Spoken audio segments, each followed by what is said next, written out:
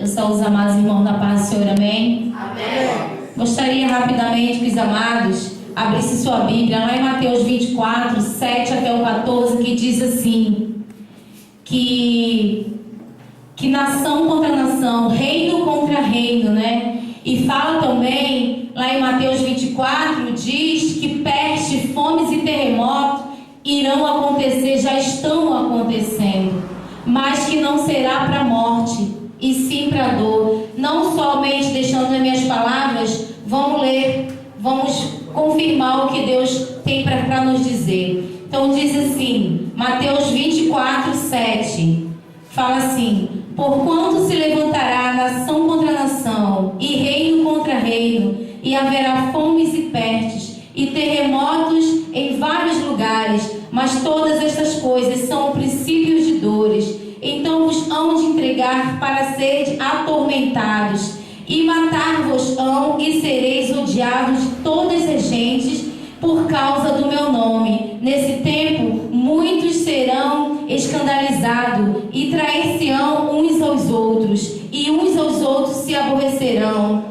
E surgirão muitos falsos profetas, enganarão a muitos, e por se multiplicar a iniquidade, e o amor de muitos esfriará, mas aquele que perseverar até o fim será salvo. Aleluia. Amado, que nessa noite a palavra de Deus ela já está falando que nós não temos que amar só o que nós já amamos nossos irmãos. Nós temos que amá-los, aqueles também que têm raiva, que sentem raiva, que nós temos ódio dos nossos inimigos, porque a palavra de Deus fala, já está dizendo, é fácil você amar o teu irmão, mas o teu inimigo é difícil para qualquer um de nós. E eu, como já passei por uma grande batalha e tempestade, a pastora sabe, mas nada vai me impedir de adorar, nada vai me impedir de engrandecer o nome do nosso Deus maravilhoso, porque, amados, o temor acima de tudo. Então eu aprendi uma coisa, com essa humilhação que eu passei, eu aprendi que se não fosse o meu temor por Deus, eu não estaria aqui hoje. Aleluia. Eu não teria força de vontade para adorar e glorificar o nome do nosso Deus maravilhoso. Porque nada mais que nessa vida nós temos que amar e agradecer o nome do nosso Deus.